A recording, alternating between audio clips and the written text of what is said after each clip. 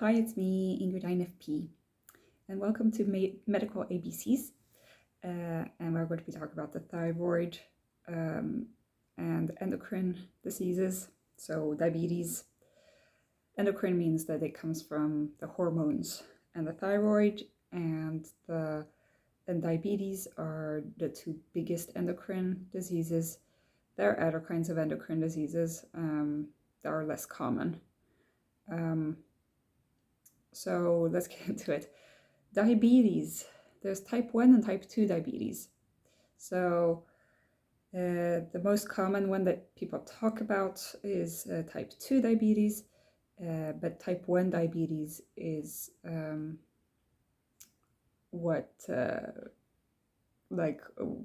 most life-threatening one that you have as a child. So usually type 1 diabetes comes in childhood, and basically your pancreas that creates insulin to regulate your blood sugar levels does not work. There are certain cells in your pancreas that secrete insulin into the blood, and the insulin makes so that you can your cells can use the blood sugar. Well, it's kind of more complicated than that. It's basically what happens when you have diabetes is that your cells do not take in the blood sugar, it just stays in the blood, and that can cause many problems.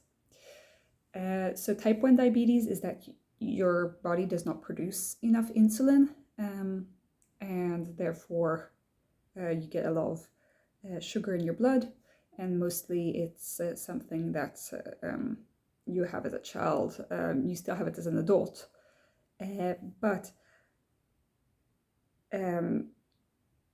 that's the reason why people who had diabetes a long time ago before insulin would start becoming really thin, because their cells were not taking in any of the stuff that they were eating. And people with diabetes will be very thirsty and drink a lot and pee a lot, and that's because the sugar that takes the osmotic stuff that happens between liquids and sugars means that all of the sugar goes from the blood into the urine and out of your body, and you're basically peeing sugar. So that's why old-timey doctors would taste the pee to see if it was sugary, and I'm glad that I don't have to do that. And it would also smell of acetone, like fresh apples, you could say. That's because your body, when it can't use sugar, it starts using up other things and producing ketones, which basically is trash for the body. So it pees it out. So yes, it smells kind of like that. And if you've been around a lot of diabetic, sick diabetic people, that is the kind of smell that they will have. And that's why we have service dogs. Certain dogs are trained to recognize these kinds of things, replacing the doctors in the field of smell and taste. So type 1 diabetes is pretty straightforward on how it works. You need to get insulin. So you have insulin injection pens, and usually it's long-term pens and then short-term pens that you take after every meal. There are different ways to do this. Some people need to check their blood sugar every meal. Most type 1 diabetics are trained in this from an early age. So they check their blood sugar regularly, and they administer a certain amount of insulin. And some people have pumps that are automatic and that can sense how much is needed and can deliver it directly. But some people use the good old-fashioned pens. Unfortunately, in the US, this is very expensive. In Sweden, it's free. So yeah. Anyway, type 2 diabetes is a little bit more complicated, and it's a myth to say that eating a lot of sugar will make you diabetic. What will make you diabetic is if your cells start becoming resistant to insulin, their receptors stop working. So it won't notice that there's a lot of sugar in the blood that needs to be taken up by the cells won't take it up. So even though you have insulin, your cells won't take it up, so the sugar stays in the blood. But once that has gone along long enough, then your pancreas also starts getting tired of producing so much insulin because it tries to compensate by producing all this insulin, but then it starts seeing like, oh, this didn't work. So then it stops producing insulin once you've had diabetes for a while. There are different medicines to help with the production of insulin and the cells around the body. The most common is metformin, which I start most people with. Usually you take it morning and evening. That's the first line of treatment. Some other people have other kinds of medicines like Forxiga, or there are different kinds of, I won't get into how they all work, but we have the GLP-1 analogs like Ozempic, which right now, thanks to people using it for weight loss, is not available to anyone in Sweden at the moment. Also COVID and China and all sorts of things. Basically, Ozempic does not exist anymore. It did a year or two ago. So it's kind of sad because it's a really good medicine and a lot of patients love it because it works. And you also lose weight rather than gaining weight. So that's a good thing for a lot of people. But unfortunately, we don't have that anymore. But we have other types that are a bit less effective, but and work in different ways. There are all sorts of other diabetes medications. It's a jungle. There are tons. I'm not going to get into all of them now. But once it's gone too far, if it doesn't work with these kinds of medications, then type 2 diabetics need to use insulin just like type 1 diabetics. So I prescribe all of these medications as a junior doctor. And it's one of the most common reasons why people come to my practice. Something that I didn't mention was, what can you do that's not medication? It's making sure that your blood sugar levels are under control. So avoiding like fast sugars, like candy and that kind of thing. And also avoiding food that has a lot of fat. So lean meats rather than like red meat, fish instead, that kind of thing. Because what we want to avoid when it comes to insulin is, one, we don't want to die, okay? So that's pretty obvious. But we want to avoid the long-term complications.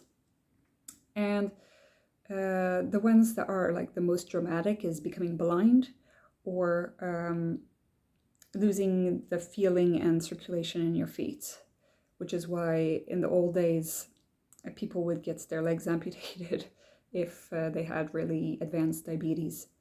So we want to keep all the function in our feet and in our eyes.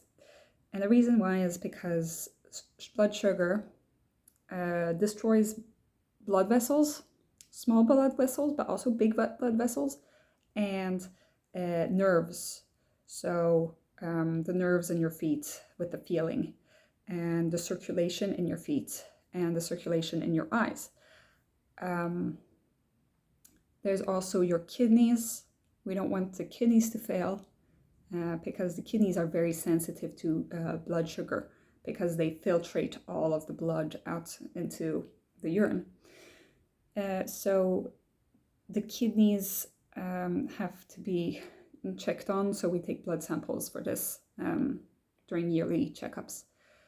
And we check the pee if there is sugar and albumin in the pee and that kind of thing. And then what else do we look at? We look at cardiovascular disease, if there are risks for that, high blood pressure. We want to decrease the risk of heart complications, because the heart complications are because of problems in the blood vessels, and blood sugar can destroy the blood vessels.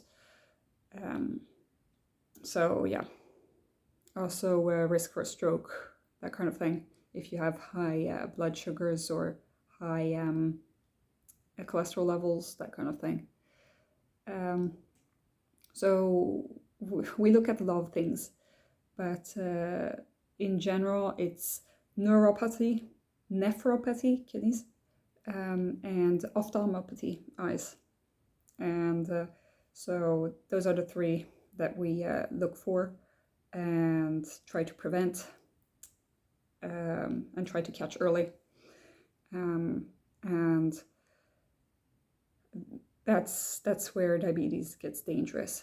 But in itself, diabetes is actually can present itself without any symptoms. It's just that the risk for other things that happening in the future, like 10 years in the future, might be high. So that's a short about diabetes. And then about the thyroid. The thyroid is a gland that you have around here in your throat, and you're not supposed to feel that there's anything there. I mean, apart from like fat, you know. But if it's enlarged, then you have goiter. That's what it's called. You can't really say about the function of it from how big it is. But usually when it's bigger, or if there's a something coming out, like if it's a little bit asymmetrical or that kind of thing, then it's like good to check it up with your doctor. So the doctor will feel the thyroid. Often they make you swallow to see if it like follows with the swallow, because it stays there. And then they will take a blood sample. And it is a complicated system. Basically, there's the hypopituitary gland that produces a hormone TSH that in your thyroid becomes T3 and T4.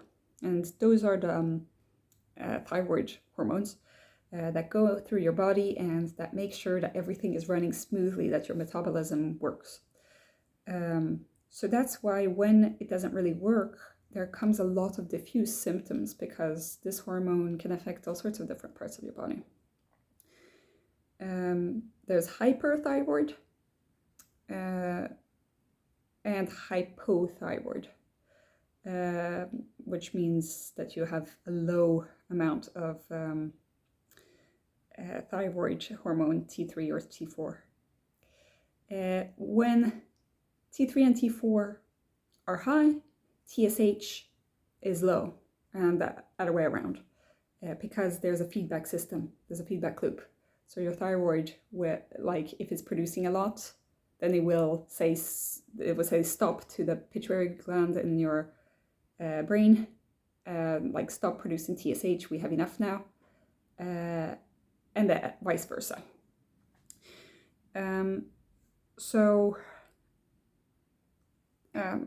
Hyperthyroid is often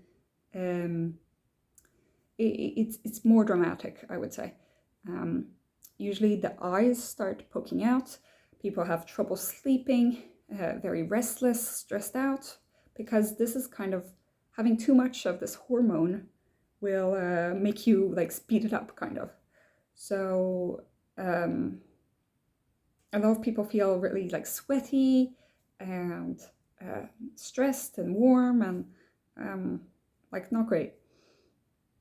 And then the treatment for that is often that you need to take away, like operate on the thyroid, or do a radiotherapy, like on the thyroid. So that is usually the endocrinologists that do. And when it comes to hypothyroid, the treatment is often just substitution. So that means that you take a tablet every day that has a thyroid hormone. On certain black markets, they sell like different kinds of things. It's a pig. It's thyroid hormone from a pig, because it resembles most humans. Be careful about the iodine stuff that is on the market, because it's not really proven effective. It used to be a long time ago that places that didn't have a lot of iodine in the water or in like the area would suffer from hypothyroid. So I know that where I grew up in the French Alps, they would say that a lot of people would have a goiter and hypothyroid, and they would be called cretins, which is another word for idiot, because I think it wasn't good to have hypothyroid at that point. But now it's completely treatable, and it's very many people are treated for this. Mostly women, mostly in their 40s. It's a pretty common thing. It's autoimmune disease that, destroys your thyroid gland. So yeah, what are the symptoms of hypothyroid? Hypothyroid is often hyperthyroid is that you're like stressed and like restless. Hypothyroid is often that you're depressed, and often that you are constipated. Hyperthyroid, you often have diarrhea because like everything is going so fast. While hypothyroid is often that you are constipated, that you feel like your hair is falling out. It feels like your body is going on slow. It's on the slow mode. And but with Levaxin, which is the substitute, then you can have a normal life. These levels can change during life, and so sometimes doctors need to take the blood sample to see if the dosage of Levaxin needs to be changed. So that's all I had about the thyroid and about diabetes. Tell me what you guys think. Once again, take this with a grain of salt because I'm not your doctor, but I will take any questions as long as they're not bad towards your personal safety. Okay, have a great day.